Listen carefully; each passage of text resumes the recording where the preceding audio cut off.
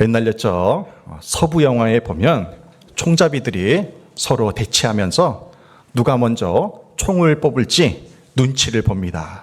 그런데 상대방이 나의 적이 아니라는 것을 확신할 때 하는 행동이 있습니다. 그 행동이 뭐냐면요, 악수하는 것입니다. 악수. 악수를 할 때에는 총을 잡는 오른손을 내밀어서 손을 잡고 2번, 3번 그렇게 흔듭니다. 특히 이제 우리나라 남자들은 만나면 악수를 자주 하는데요. 이 악수의 의미가 무엇입니까? 우리의 빈손으로 평안을 빌면서 상대방에게 평화를 빌어주는 것입니다. 가벼운 신체 접촉을 통해서 마음 열기를 하는 것이죠. 그런 의미에서 앞뒤 자유에 계신 분들과 오늘은 악수를 하면서 평화의 인사를 나누겠습니다. 악수하면서 인사합니다. 주님의 이름으로 평안을 빕니다.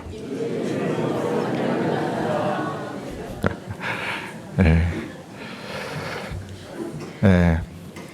우리나라는 장례식 때 크게 2가지 문제로 싸움을 해요. 다 그런 것은 아니지만 이런 가정이 있습니다. 첫째는 장례식 때 무엇 때문에 싸웁니까? 유산 분배 문제로 싸워요.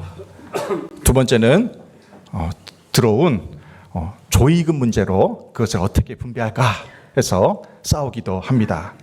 제가 박창근 권사님 어머니 장례식 때 은혜로운 얘기를 들었어요.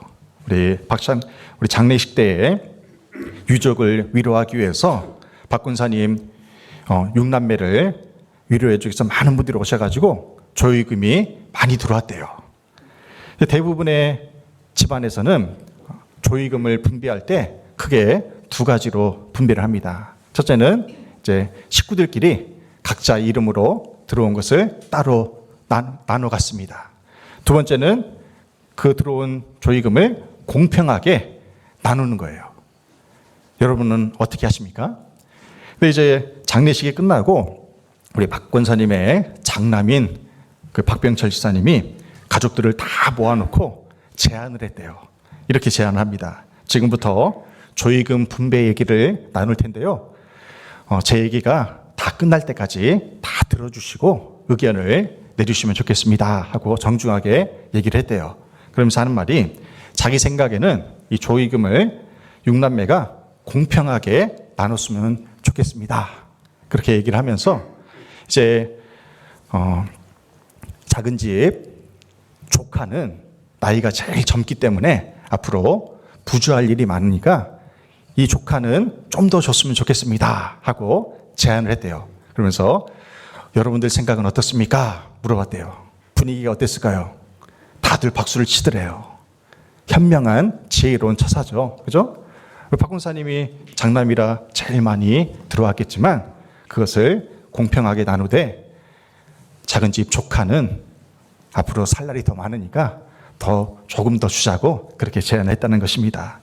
우리 박병철 지사님의 지혜롭고 평화로운 제안에 모든 가족이 하나가 되는 시간이었다고 합니다. 이 평화를 만드는 사람을 영어로 뭐라고 하냐면요, 피스메이커라고 합니다. 피스메이커. 그리고 문제를 일으키는 사람, 문제를 만드는 사람을 영어로 트러블 메이커라고 해요. 희한하게도 어느 가정이나 어느 공동체나 사람이 모이는 곳에는요, 피스메이커가 있으면 트러블 메이커가 있다는 거예요. 하나님의 자녀된 우리는 교회와 가정과 일터와 그리고 이웃과의 관계에서 평화를 만드는 피스메이커가 되기를 간절히 소망합니다. 오늘은 산상수훈에서 주님이 말씀하신 8복 가운데 7번째 복에 대한 말씀을 나누면서 은혜를 나누고자 합니다. 마태복음 5장 9절 말씀을 다시 한번 봉독하겠습니다. 화평하게 하는 자는 복이 있나니 그들이 하나님의 아들이라 일컬음을 받을 것이미요. 아멘.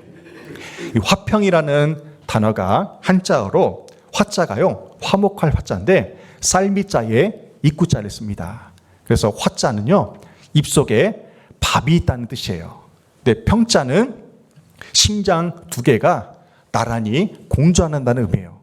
사람이 심장이 하나잖아요. 심장 두 개가 공존한다는 것은 두 사람 이상이 공존한다는 그런 뜻입니다. 그래서 화평의 한자를 풀이해 보면요, 더불어 사는 공동체 정신이 평화의 출발점이 된다는 그러한 의미입니다.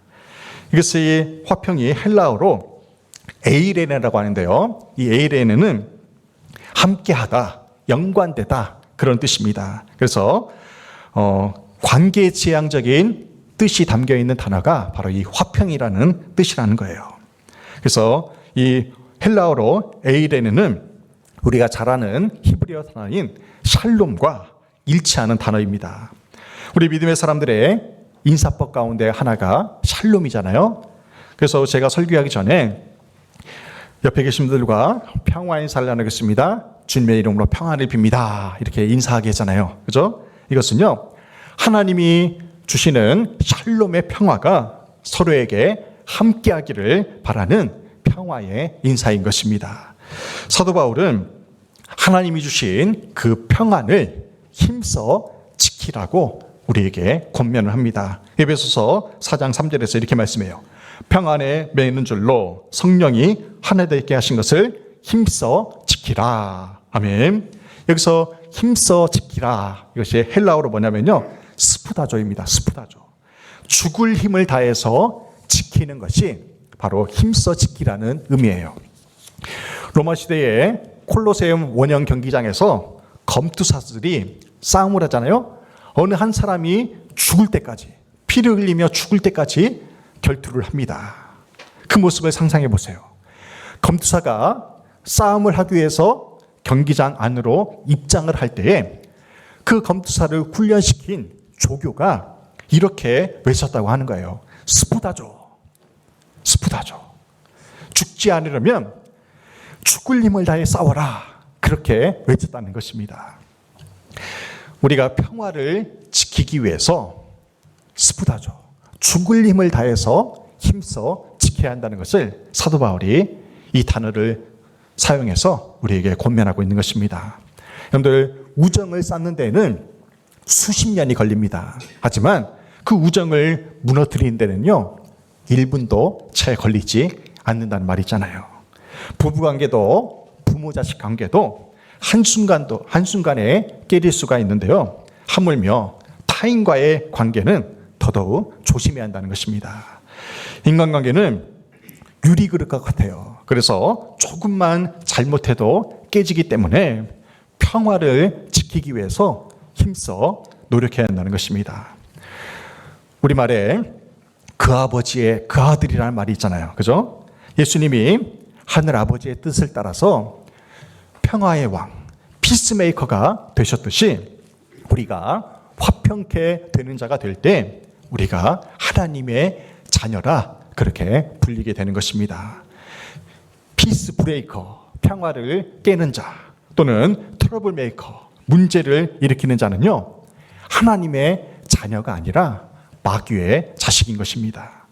화평은 성령의 9가지 열매 가운데 세 번째 열매입니다. 우리가 잘 아는 갈라디아서 5장 22절, 23절 함께 공부합니다.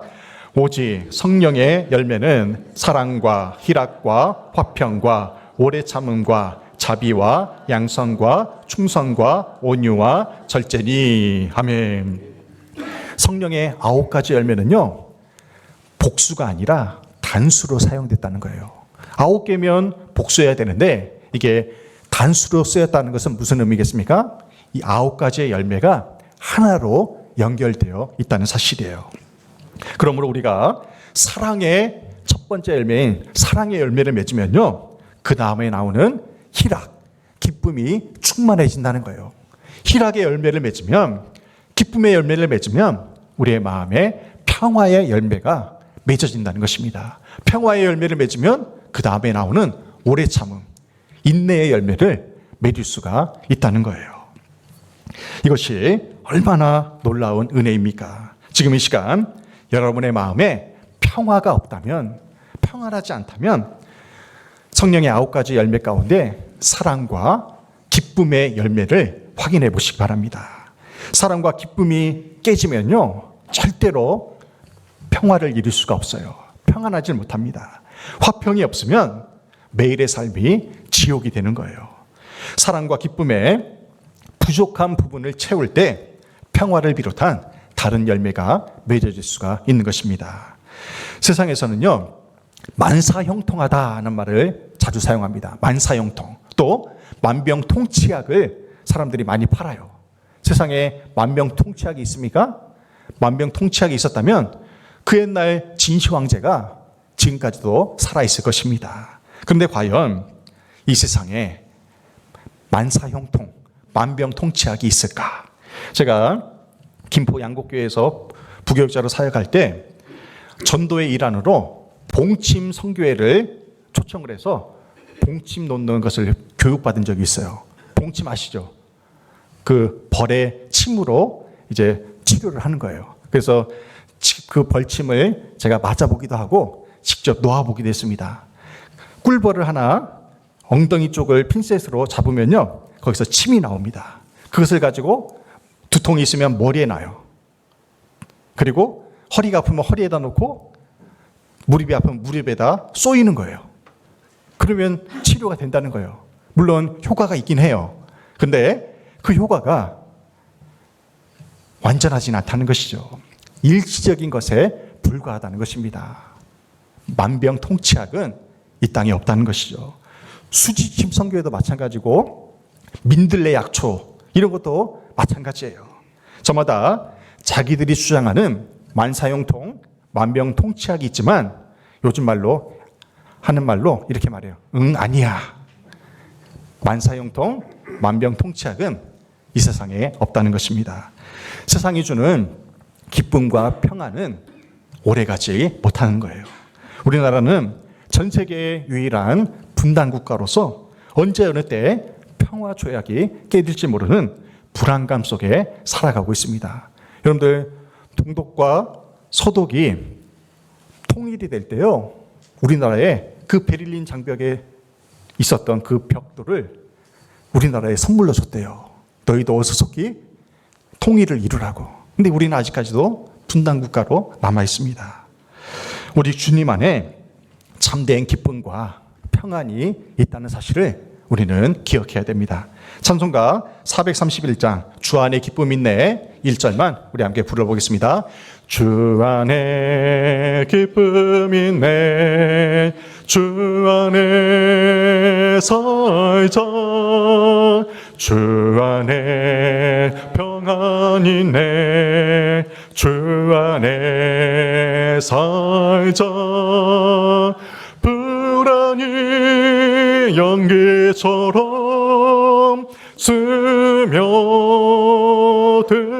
스며들어도 주 안에 사는 마음 기쁨 넘치네.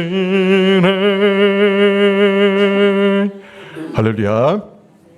이 찬송가 431장을 작사하신 분이요, 인천 주안교회 박성문 목사님이란 분이에요. 이분이 이것을 작사하기엔 계기가 뭐냐면요, 교인 가족 중에 간경화로 사망 선고를 받은 분이 있었대요. 그런데 주님의 은혜로 이분이 기적처럼 살아나게 된 거예요. 주님 안에서. 그래서 그것이 감사해서 이 찬송을 짓게 되었는데 이 찬송이 새 찬송가로 편입이 된 거예요. 얼마나 은혜입니까? 주님 안에서 참된 기쁨과 평안과 사랑과 영생과 천국을 누리며 살아가는 우리 모두가 되기를 주님의 이름으로 축원합니다. 제가 또 사역했던 양평교회에 이보영 권사님이라는 분이 계세요. 실명을 거론해요. 제가 이분이 참 대단한 분인 게, 이분이 매사에 얼마나 적극적인 분인지 몰라요. 그래서 스스로를 철판이라고 부릅니다. 철판. 권사님이 스스로를 철판이라고 불러요. 이 양평교회는 매주 100명 이상의 방문자가 등록을 해요. 등록을 하지 않고 그냥 예배만 드리고 가시는 분들이 100명 이상이 그렇게 옵니다. 그래서 매사에 적극적인 그 권사님을 등록 권면자로 그렇게 임명을 해줬어요. 등록을 적극적이니까. 그래서 얼마나 이분이 적극적으로 그 새신자들을 등록을 잘 시키는지 몰라요. 그분이 왜 이렇게 적극적으로 전도도 하고 권면을 잘 하냐면요, 그분이 많이 아팠어요. 지금도 많이 아픕니다. 이분이 루푸스병을 앓고 있어요. 루푸스병이 뭐냐면요, 외부의 나쁜 균으로부터 몸을 보호해야 되는 그 면역 체계에 이상이 생겨가지고 도리어 자신의 몸을 공격하는 병입니다. 이 병이 가장 무서운 게 뭐냐면요, 루푸스병이 눈으로 오면 실명을 합니다. 귀로 오면 듣지를 못하는 거예요. 근데 어떻게 그렇게 이분이 평안하게 전도도 잘하고 사람들을 사랑으로 대할 수 있을까요? 그 권사님에게 주님의 샬롬의 평화가 임했기 때문에 그래요. 주님의 은혜를 체험했기 때문에 그럼에도 불구하고 매사에 적극적으로 그렇게 살아가는 것입니다. 그 권사님이 하루는 남편을 전도하기 위해서 남편에게 교회 가자고 했더니요, 남편이 뺨을 때리더래요. 얼마나 핍박을 받았겠습니까? 교회 다닌다고. 그런데도 끈질기게 남편에게 교회 가자고 눈물로 호소한 결과 그 남편이 교회에 등록을 해가지고 집사식품까지 받고 차량 운행도 열심히 하다가 얼마 전에 하나님의 부르심을 받았습니다. 하나님이 주시는 그 샬롬의 평화가 우리의 삶에 임하게 되면요, 이보영 권사님처럼 건강의 문제도 또 가정의 문제도 넉넉히 이길 수가 있는 것입니다. 그렇다면 우리가 왜 평화를 만드는 피스메이커가 되어야 되는지 네 가지로 살펴보겠습니다. 첫째는 주님의 명령이기 때문에 우리는 평화를 만드는 사람이 되어야 됩니다. 고린도후서 5장 18절 말씀을 보십시오. 함께 공부합니다. 모든 것이 하나님께로서 났으며 그가 그리스도로 말미암아 우리를 자기와 화목하게 하시고 또 우리에게 화목하게 하는 직분을 주셨으니. 아멘. 하나님은 예수 그리스도를 이 땅에 보내시어 십자가로 하나님과 우리를 화목하게 하셨습니다. 그리고 우리에게 화목하게 하는 직분을 주셨다는 거예요. 그러면 우리는 모두가 어떤 직분을 받고 있어요? 화목하게 하는, 평화를 이루는 피스메이커의 그 직분이 우리 모두에게 주어졌다는 것입니다. 그럼 우리는 주님의 명령에 따라서 하나님과 이웃과의 관계에서 화평을 이루어야 한다는 것입니다. 두 번째는 주님과 교제하기 위해서는 우리가 화평해야 한다는 것입니다. 성경에는 화평의 하나님을 다양하게 표현하고 있어요. 히브리서 13장 20절에서 이렇게 표현해요.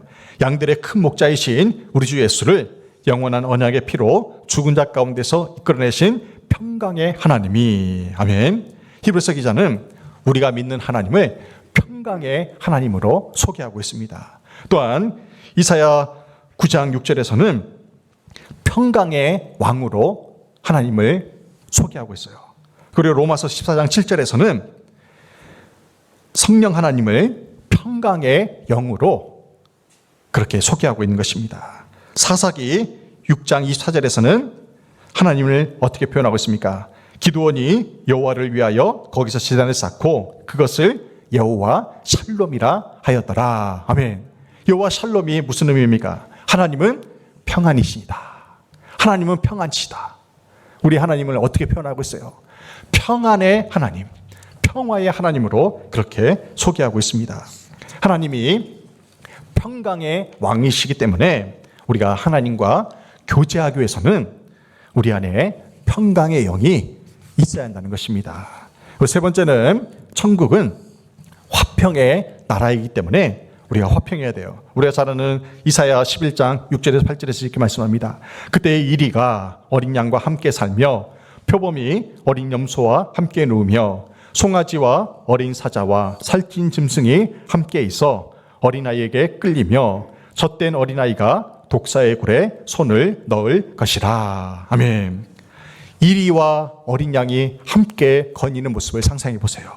표범이 어린 염소와 함께 누워요. 어린아이가 독사굴에 손을 넣는 그 광경을 상상해 보시길 바랍니다. 천국은요, 바로 이런 곳이라는 거예요. 먹이사슬의 관계가 아니라 모두가 평화를 이루는 곳, 그것이 바로 천국이라는 것입니다.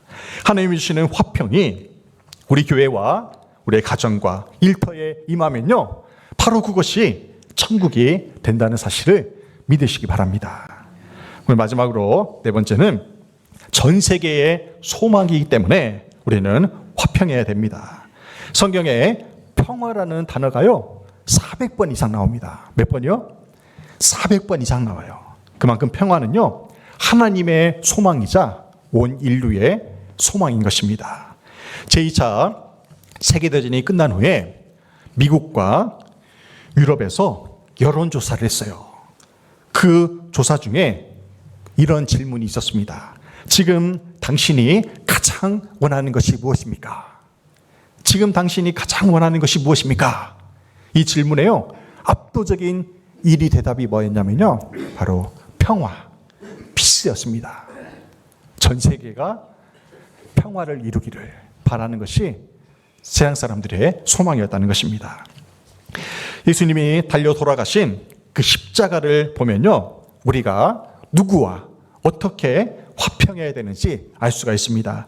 에베소서 2장 14절입니다. 그는 우리의 화평이신지라 둘로 하나를 만드사 원수된 것 곧 중간에 막힌 담을 자기 육체로 하시고. 아멘. 주님이 달리신 십자가 형태를 보세요. 뒤에 있는 십자가를 보세요. 수평적인 부분과 수직적인 부분이 있어요. 이렇게 십자가가 만들어집니다. 먼저 이 십자가를 보면요 수직적으로는 하나님과 인간 사이에, 하나님은 위에 계시고 아래에 인간이 있습니다. 하나님과 인간 사이에 그 끊어진 그 관계를 화해시키기 위해서 예수님이 화해자가 되셨다는 것입니다. 그리고 수평적으로는 사람과 사람이 있어요. 사람과 사람은 평등한 관계잖아요. 이 사람과 사람 사이에 끊어진 관계를 화해시키기 위해서 주님이 이 땅에 진히 십자가를 지심으로 화해자로 오셨다는 것입니다. 그러므로 주님의 십자가 사랑으로 하나님과 사람과 화해를 이룬 우리는 마땅히 십자가를 증거하는 복음 증거자가 되어야 한다는 것입니다. 주님의 십자가만이 하나님과 온전한 화평을 이룰 수 있고 인간관계에서도 온전한 화평의 관계를 이룰 수가 있는 것입니다. 우리 교단을 대표하는 한신교회의 고 이중표 목사님이 살아계실 때 목회할 때의 은혜로운 이야기가 있어요. 이중표 목사님이 젊었을 때 믿음이 참으로 신실한 젊은 여자 집사님이 있었대요. 새벽 기도도 빠지지 않고 기도해요. 전도도 그렇게 열심히 하고 봉사도 그렇게 열심히 했대요. 근데 이분이 새벽마다 나와서 맨날 울어요. 맨날 울어요. 그 우는 이유가 뭐냐면요 남편이 매일같이 술 먹고 와서 패는 거예요. 부인을. 그 새색시를 패는 거예요.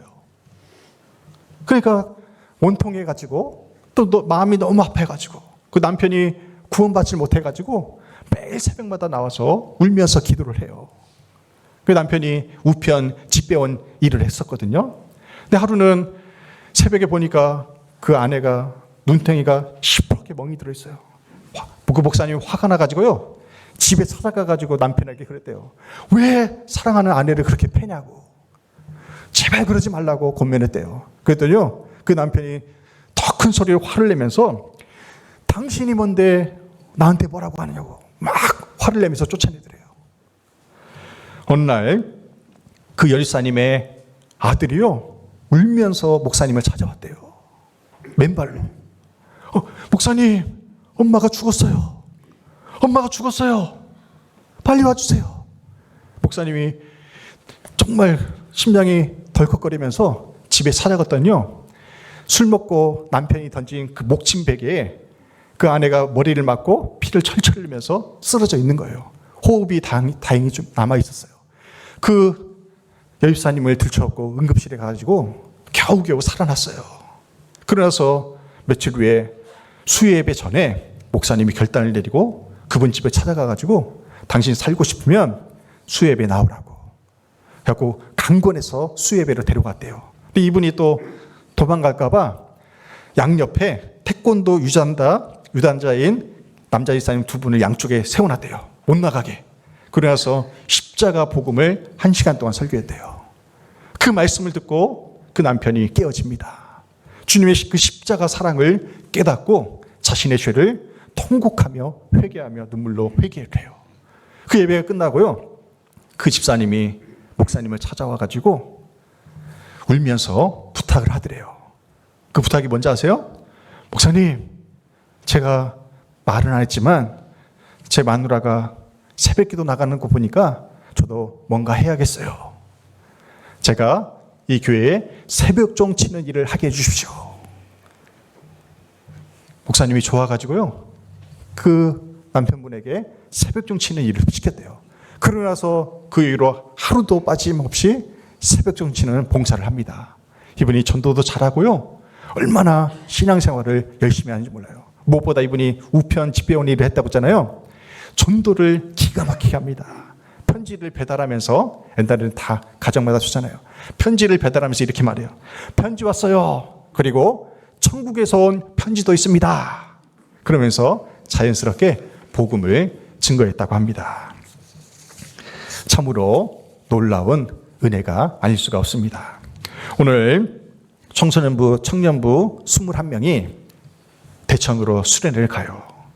저기 앞에 앉아있는 시커먼 애들이요, 중학교 1학년 아이들이에요. 왜 이렇게 시커먼 옷을 잘 맞춰 입는지 몰라요. 요즘 애들이. 네 아이들이요, 이제 교회 나온 지 1년도 안 된 애들이 많아요. 오늘 처음 나온 애들도 있어요. 이 아이들이 수련회를 통해서 주님을 인격적으로 만나면요, 이 아이들을 통해서 가정이 화목하게 됩니다. 학교가 화평을 이루게 돼요. 우리 교회가 더욱더 부흥하게 될 줄로 믿습니다. 이 아이들이 주님의 십자가 사랑으로 주님을 인격적으로 만날 수 있도록 기도해 주시기 바랍니다. 우리나라 속담에 집에서 새는 바가지는 들에서도 샌다는 말이 있어요. 집에서 새는 바가지가 들에서 셉니다. 본 바탕이 좋지 않은 사람은 어딜 가나 그 본색을 드러내게 된다는 거예요. 문제를 일으키는 사람은요, 어딜 가나 문제를 일으킨다는 거예요. 그러므로 우리 믿음의 사람들은 교회와 가정과 일터에서 화평을 이루는 피스메이커가 되어야 됩니다. 가족 간에 문제가 있을 때 화해를 이루는 피스메이커가 되어주시기 바랍니다. 요즘 우리 집 애들이요, 사춘기라 엄마랑 다투는 일이 많아요. 생각이 다르잖아요. 다투는 일이 많아요. 그러면 제가 조용히 불러가지고 얘기해요. 야, 가정에 불화 일으키지 말고 네가 먼저 엄마한테 가서 잘못했다고 해. 그러면 이제 먼저 가서 화해를 이루어요. 어쩌다 제가 또 이제 제 집사람하고 다투어요. 그러면은 막내가 찾아와서 조용히 저에게 얘기해요. 아빠, 가정에 불화 일으키지 말고 아빠가 먼저 화해하세요. 그렇게 얘기를 해요. 이런 화해를 이루게 하는 그러한 피스메이커가 되어야 한다는 것입니다. 교회 안에서도 여러분들 트러블 메이커가 되지 마시고 피스메이커가 되어주시길 바랍니다. 한 영혼이 천하보다도 귀하다고 했어요. 내 마음에 어떻게 다 들겠어요. 우리 교회 100명의 교인들이 어떻게 다 내 마음에 들겠어요. 하나님은 여러분들 마음에 들어 하십니까? 다 마음에 들어 하세요? 아니잖아요. 우리도 모두가 똑같은 죄인입니다. 한 영혼이 그래서 천하보다 귀한 거예요. 서로를 불쌍히 여기는 마음으로 사랑하고 화해를 이루어야 됩니다. 그렇다면 화평케 하는 자가 받는 축복은 무엇입니까? 마태복음 5장 9절에서 화평케 하는 자는 복이 있나니 그들이 하나님의 아들이라 일컬음을 받을 것이며. 아멘. 화평케 하는 자가 받는 복은 하나님의 아들, 하나님의 자녀가 되는 축복이 일어납니다. 우리가 참으로 화평케 하는 자가 되면요, 하나님께서 우리를 하나님의 아들이라 인정해 주십니다. 우주 만물을 창조하신 하나님께서 너는 사랑하는 내 아들이라, 너는 내 사랑하는 딸이라 그렇게 인정해 주신다고 생각해 보세요. 그만큼 놀라운 축복이 어디 있습니까? 우리가 화평케 하는 자가 되어서 창조주 하나님의 자녀가 되는 것이 얼마나 큰 축복입니까? 또한 우리가 화평케 하는 자가 되면요, 세상 사람들로부터 하나님의 자녀라고 인정을 받게 됩니다. 사도행전 11장 26절입니다. 만남에 안디옥에 데리고 와서 둘이 교회에 1년간 모여 있어 큰 무리를 가르쳤고 제자들이 안디옥에서 비로소 그리스도인이라 일컬음을 받게 되었더라. 아멘. 수리아 안디옥 교회에서 최초로 그리스도인이라는 말이 생겨나요. 우리가 예수 믿는 사람을 가리켜서 그리스도인이라고 부르잖아요. 이 그리스도인이라는 말이 수리아 안디옥 교회에서 생겨나요. 그것도요, 교인들이 그리스도인이라. 이 그리스도인의 뜻은 뭐냐면 그리스도 안에 있는 사람, 그리스도에게 속한 사람이 뜻이거든요. 이게 우리말 한마디로 하면 예수 믿는 사람이에요. 이 말을 교인들이 만든 말이 아니라 세상 사람들이 붙여준 별명이라는 것입니다. 처음에는요, 세상 사람들이 아유 지네들끼리만 행복해, 지네들끼리 참 잘 산다, 그렇게 생각해서 비꼬는 투로 그리스도인이라고 별명을 붙여줬어요. 그런데요, 그리스도인들이 생활하는 모습을 자세히 들여다보니까 저 사람들이 참 좋은 일을 많이 해요. 싸우질 않고 평화로운 모습이 그 공동체 안에서 보이게 된 거예요. 그래서 이 그리스도인 말이 그리스도께 속한 사람이라는 이 그리스도인이라는 단어가 좋은 의미로 지금까지 우리에게 사용되게 된 것입니다. 우리가 화평케 하는 자가 되어서 하나님의 자녀라, 그렇게 불림을 받기를 간절히 소망합니다. 또한 세상 사람들로부터도 우리가 화평케 하는 자가 되어서 참 그리스도인이라 인정받는 우리 모두가 되기를 주님의 이름으로 축원합니다. 아멘.